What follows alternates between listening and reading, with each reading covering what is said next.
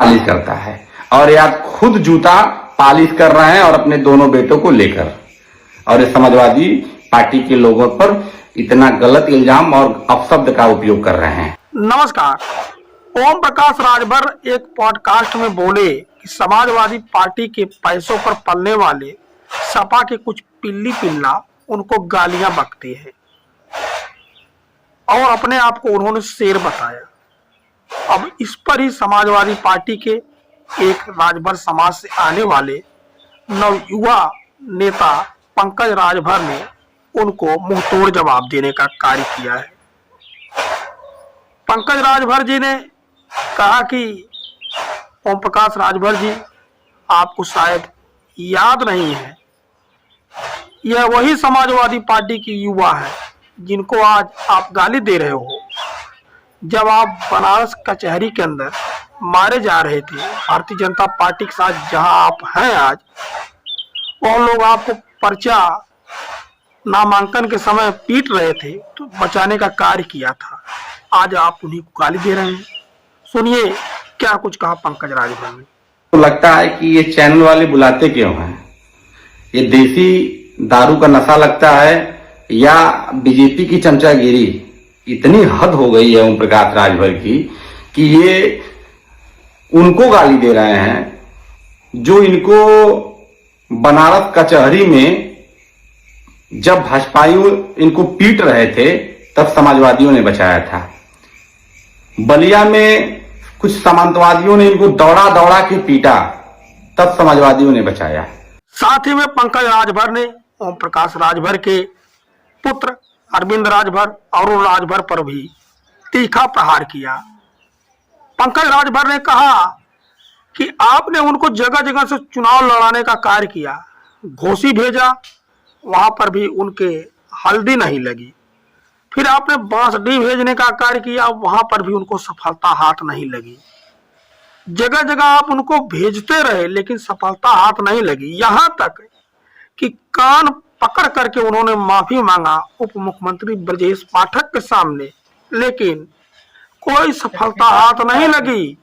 तमाम तरह से बातें जो पंकज राजभर जी ने कही, अब वो भी सुनिए का कुछ कहा पंकज राजभर जी ने। पिल्ली पिल्ला की बात कर रहे हैं, जिस पिल्ला को इन्होंने घोसी में भेजा और नाक रगड़ के पिछवाड़े में हल्दी नहीं लगी और हार गया चुनाव। फिर उन्होंने बाजडी भेजा, बाजडी भी हल्दी नहीं लगी। फिर शिवपुर भेजे, हल्दी नहीं लगी। तो इनके पास खुद ही पिल्ली पिल्ला है। इनको बखूबी याद है, अच्छे से याद है कि घोसी के चुनाव में मुख्यमंत्री जी को ये बकैया खींचकर माफी मांगने का काम किए और इनका बेटा ब्रजेश पाठक उप मुख्यमंत्री जी के यहां कान पकड़ के उठक बैठक लगाने का काम किया। ओम प्रकाश राजभर जी का एक बयान बहुत वायरल होता है। जब वह बीजेपी में नहीं गए थे तो वह एक बयान अक्सर दिया करते थे कि बीजेपी के अंदर पिछड़े समाज के जो नेता हैं वह बीजेपी के अंदर जूता पालिश करने का काम करते हैं, जूता उठाते हैं, बीजेपी उनकी कदर नहीं करती है। यह बयान ओम प्रकाश राजभर जी तमाम मंचों से दिया करते थे और कई लोगों पर निशाना साधते थे। यहां तक कि वह कई नेताओं को लोडर तक करार देते थे। इस पर भी पंकज राजभर ने करारा प्रहार किया और ओम प्रकाश राजभर को जो है आड़े हाथों लिया। यही नहीं, आगे बढ़ते हुए ओम प्रकाश राजभर पर उन्होंने क्या कुछ कहा वह भी सुन लीजिए। भाजपाइयों के यहाँ नतमस्तक हूं।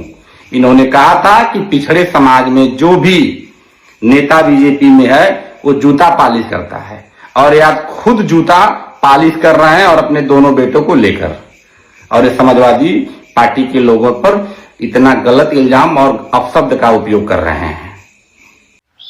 समाजवादी पार्टी यूजन सभा के नेता पंकज राजभर यही नहीं रुके। उन्होंने अभी हालिया प्रकरण जो एबीवीपी को लेकर हुआ था, जहां ओम प्रकाश राजभर जी ने एबीवीपी के कुछ लोगों को गुंडा करार दिया था और एबीवीपी के लोगों ने राजभर के लखनऊ आवास पर चढ़ करके वहां नारेबाजी की थी, पथराव भी किया था, गालीबाजी भी की थी। यहाँ नहीं, उनके केंद्रीय कार्यालय रसड़ा पर पहुंच करके धरना प्रदर्शन किया, उनको जो बर्खास्त करने की मांग की, यहाँ तक कि जो अपशब्द भी कहे, तमाम शब्दों से नवाजा जो यहाँ नहीं कहा जा सकता, लेकिन ओम प्रकाश राजभर जी की जबान नहीं खुली और समाजवादी पार्टी के लिए जो है तमाम शब्दों का प्रयोग करते हुए वो दिखते हैं। यह बातें जो पंकज राजभर ने कही, और इस पर जो है आगे पंकज राजभर ने क्या कुछ कहा वो अभी आप सुन लीजिए। कहा था कि पिछड़े समाज में जो भी नेता बीजेपी में है वो जूता पालिश करता है, और या खुद जूता पालिश कर रहे हैं और अपने दोनों बेटों को लेकर, और ये समाजवादी पार्टी के लोगों पर इतना गलत इल्जाम और अपशब्द का उपयोग कर रहे हैं। लगातार उसके बाद एबीवीपी के छात्रों ने इनके घर पर जूता फेंका, भद्दी भद्दी गालियां दी, इनके घर पर चढ़कर अपशब्द बोले, मुर्दाबाद नारा लगाए, इनके बलिया केंद्रीय कार्यालय पर पुतला फूका गया, इनके मुर्दाबाद, और वहां भी भद्दी भद्दी गालियां दी गई। तब उनका जवाब नहीं दे पाए क्योंकि कुर्सी खतरे में आ गई, क्योंकि वो बीजेपी का संगठन है, बीजेपी के लोग हैं, तो उनको शब्द नहीं बोल पाए।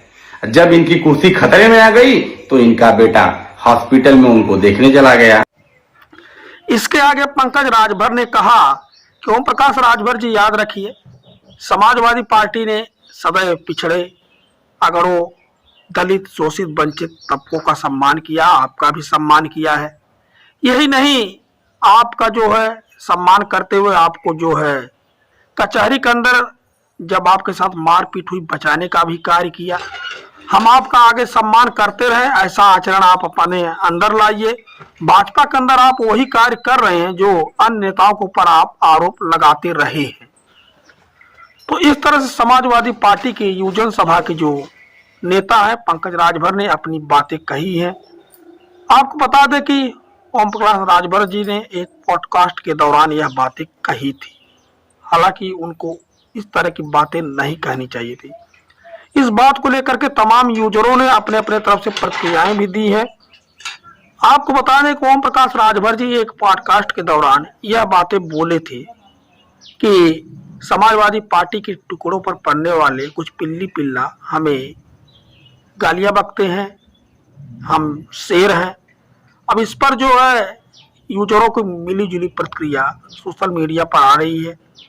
यूजर कह रहे हैं कि पंकज भाई, इन मूर्ख अंधभक्तों की सही बात खराब लगती है, और वही जो है तमाम लोग जो है अपनी अपनी बातें अलग अलग तरीके से रख रहे हैं। शैलेश यादव, उन्होंने कहा कि रियल में योगी बाबा का जूता साफ करने का टाइम आने दीजिए। पियरका चाचा एसटी एससी और ओबीसी के बारे में सोचने वाले नहीं है। इसी तरह से अन्य लोग भी हैं। प्रदीप भारद्वाज है, उन्होंने लिखा कि बीजेपी इसीलिए तो इनको रखा है कि अपने पार्टी में केवल अपने और अपने बेटों के लिए यह परेशान है। तो इस तरह से जो है लोग अपनी अपनी प्रतिक्रियाएं दे रहे हैं। अजीत कुमार पांडे, इन्होंने लिखा भूसा बिकाऊ है। तो यूजरों की भी मिलीजुली प्रतिक्रियाएं आ रही हैं। बाकी आपका इन सब मुद्दों पर क्या कुछ कहना है, अपनी राय दीजिएगा। ओम प्रकाश राजभर जी काबीना मंत्री हैं, उनको भी सोचना चाहिए। और कई लोगों ने इसको जो आपत्तिजनक माना है कि भाषा आपत्तिजनक है, कि किसी पार्टी कार्यकर्ताओं को पिल्ली पिल्ला बोलना उचित नहीं है, लेकिन अब वह भाषा प्रयोग वह कर गए जो कदाचित उचित नहीं है। लेकिन अब बोलने के बाद क्या होगा? कहते हैं कि जब तीर कमान से, बात जबान से और शरीर से प्राण निकल जाए तो वापस नहीं आता। तो उसी तरह से है, बात निकल गई तो वापस कहाँ आएगी? अब भले उस पर क्षमा याचना वो कर ले, लेकिन बात तो निकल ही जाएगी। ओम प्रकाश राजभर जी अपने बड़बोलेपन के लिए तो जाने ही जाते हैं। भाजपा के साथ नहीं तो उन्होंने तमाम तरह की बयानबाजियां योगी जी के लिए भी की थी, जो आज भी जगह जगह पर लोग कहते हैं। मंदिर के बारे में, घंटा के बारे में, मंदिर, नदी के बारे में क्या क्या नहीं बयानबाजी उनकी जो है प्रचलित रही है। धन्यवाद।